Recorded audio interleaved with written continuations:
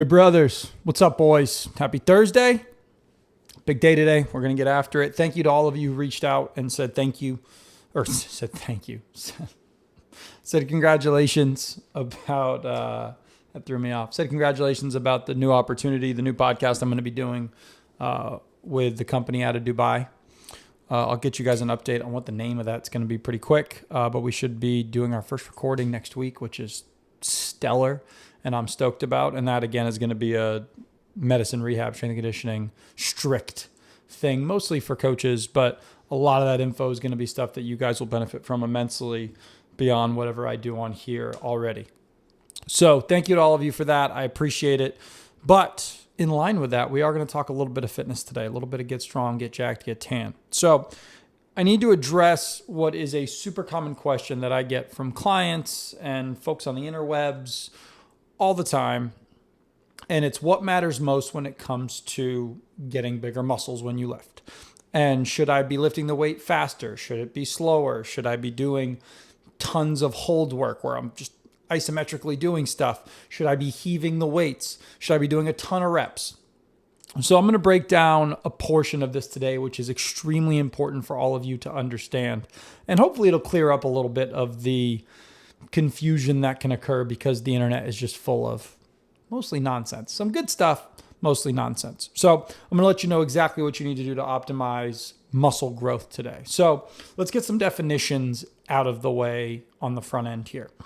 So concentric, eccentric, and isometric. You guys have probably heard those words thrown around, and maybe you have a general idea of what they are, but there are so many times where I have a client come in and they're like, oh, so I was doing this movement concentrically, or I was doing this isometric, and they're actually mixing up what they are. They call one the other and vice versa. And so it's just not quite right. So I'm going to explain all that. I'm going to use a dumbbell curl as an example. It's a simple one. It'll make it crystal clear. So let's start with the concentric. So the concentric portion, it's a hard word to say. I feel like I got a lisp. The concentric part of a dumbbell curl is the lifting portion, basically where the muscle is shortening. When a muscle shortens, that's the concentric portion. So as I dumbbell curl, my hand gets closer to my shoulder, my elbow is bending. That's the concentric phase of that movement. The eccentric phase is the opposite. It is the lengthening of the muscle. As that dumbbell's at the top, as I go to lower it down, my muscle is lengthening. That is the eccentric portion, or going from a flexed elbow to an extended elbow. That would be the eccentric portion of a dumbbell curl.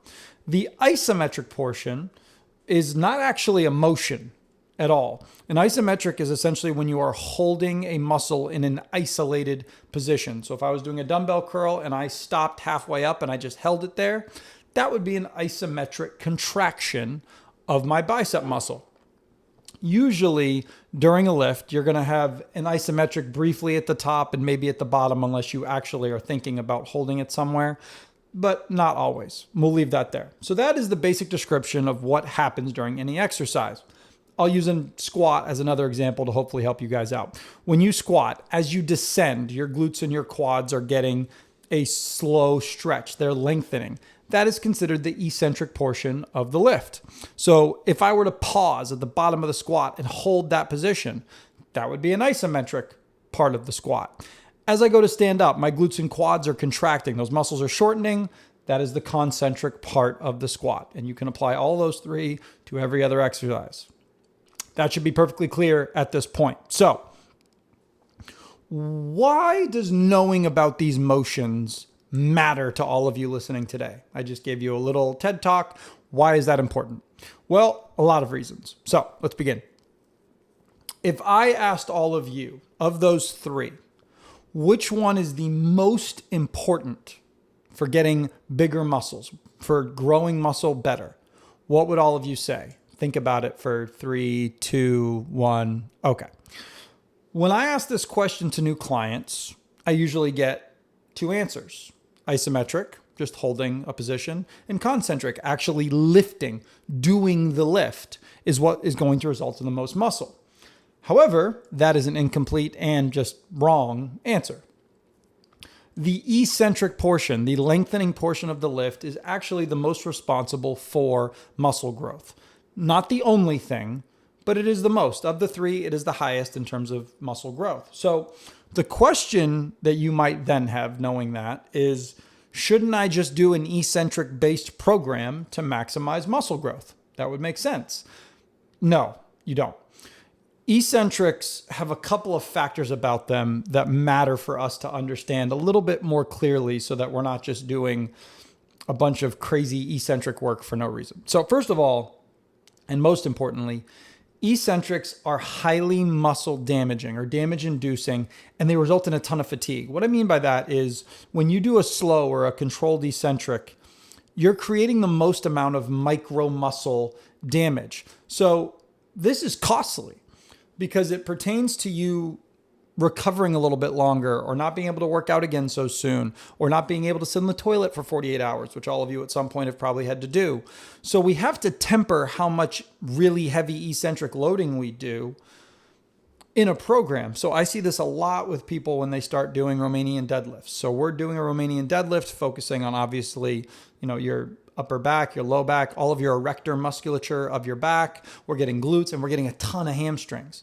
People do those for the first time and they do them slow and with control. And even just a couple of sets, they're like, oh my gosh, my hamstrings are rocked, because they really emphasize that eccentric portion because of the technique involved in a dumbbell RDL or a regular RDL. So knowing that it is damage inducing and hard to recover from, or might take you longer to recover from, understand something. Most people, if you walk into your average Bailey's Fitness or LA Fitness or Equinox or whatever local Globo gym you go to, most people are spending little to no time on the eccentric portion of a lift. You are going to see very few people doing a nice, slow, controlled eccentric part of their curl, or a good controlled eccentric squat, or they're bench pressing and they're just slamming the thing off their chest and going as fast as they can. So it's one of the reasons why I harp with all my clients on the eccentric portion, is that they're not controlling the movement. So we're not getting the most out of them growing muscle because they can't control the weights that they're using. So don't misunderstand me. Concentric and isometric movements are not useless, but muscle size is not being optimized if you are skimping on the eccentric portion of the lift. It's the most important part that we need to be hitting. And this is very important because of a few reasons. When you are slowly controlling that eccentric movement, you are, number one, creating much better technique, which does matter. Two, the muscle is getting more time under tension, which we do need in order for optimal muscle growth. Number three, you're mitigating injuries because you're not moving at some uncontrollable speed that your body, especially your ligaments and tendons, really aren't prepared to handle. And number four, you can focus on good, full ranges of motion. So, with all that, what is the best way to build muscle? Is it a 60 eccentric, 20 concentric, 20 isometric split? What's the deal? How do I get big and strong? You just gave me all this sciencey nonsense that I don't understand completely. What do I do to get stronger? What's the best way to do it? So our current research points to the following. In order to get hypertrophy, you want to get bigger muscles. Specifically, you need to, number one, I'm just beating a dead horse here. Control the eccentric portion of the movement. This doesn't mean that you're doing like a 6 to 10 second eccentric. That actually at like the high end could become detrimental to strength gains or to hypertrophy gains. But you should at least be having enough control where you can do 2 to 3 seconds of the eccentric coming down. That's enough. That's great. Number two, you do not really need to have an isometric portion at the top or bottom, or even at the middle of the movement. I encourage clients, depending on the movement, to add maybe a bit of squeeze to the top, especially with like chest movements. But this isn't to, make sure that they're getting bigger muscles. It's just to ensure that they're finishing the movement and getting the maximal range of motion rather than getting like a bigger stimulus. The isometric really isn't going to result in a giant, muscular change relative to just doing the slow eccentric. So lastly would leave us the concentric. The concentric phase is a little bit different. You should have a little more oomph with your concentric phase. I'm not saying that you're moving it as fast as you can. That would be something that I would tell to somebody who's looking to get stronger, improve their performance, improve their power. But it still needs to be a bit more aggressive than the eccentric. So if the eccentric took 2 to 3 seconds, the concentric should take 1 to 2 seconds. But you just want to move the weight up with control, but just a little bit faster than the eccentric. Now, you could do 2 seconds down, 2 seconds up, 2 seconds down, 2 seconds up. All of that works. I actually really like tempos in the range of 3 seconds or 2 to 3 seconds down, hold for a second just to make sure we've gotten a full range of motion, 1 to 3 or 2 to 3 seconds up, or a 2-1-2, 3-1-3 kind of tempo. I like that because it ensures that I'm getting the most out of the motion. And let me tell you something, when you guys do something along those lines, for instance, if you go to the gym right now and you do a 3 seconds down, 1 second, hold, pause, and then 2 seconds up, whew, God bless you for the next few days. So when you do the eccentric and concentric in that way, you're not only going to have better technique, but you are going to optimize muscle growth. And to that end, you're going to mitigate injuries immensely. So also, before you guys are like, hold on, are my muscles just going to get bigger, or am I also getting stronger? Or am I not getting stronger if I focus on things like this?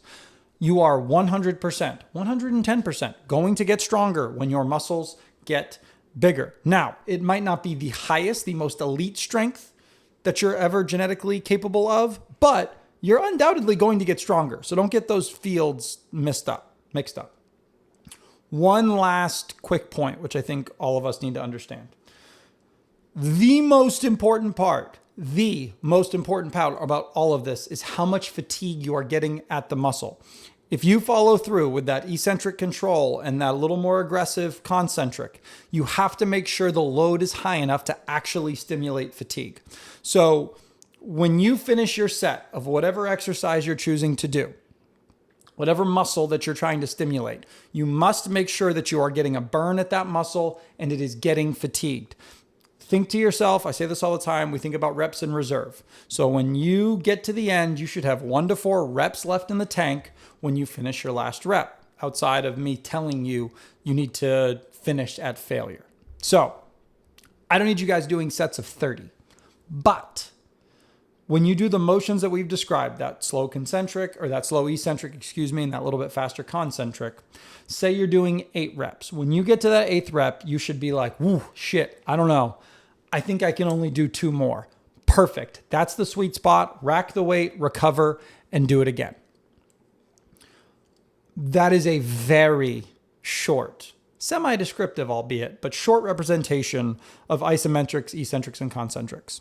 And they could individually fill up hours worth of podcast and information and content, which you guys can find. I'm happy to talk with you guys more about it if you want, but that should be more than enough information for you guys to go forth, crush your weights, get stronger, all that. Remember, control the movement always. This is going to minimize injury risk, optimize strength gains, and make you look like the most jacked dad in the neighborhood, which seems great to me. Wins all around. Happy Thursday. I love you all. If you have questions, you know how to find me. God bless. Be strong. Let's get after it, boys. See y'all.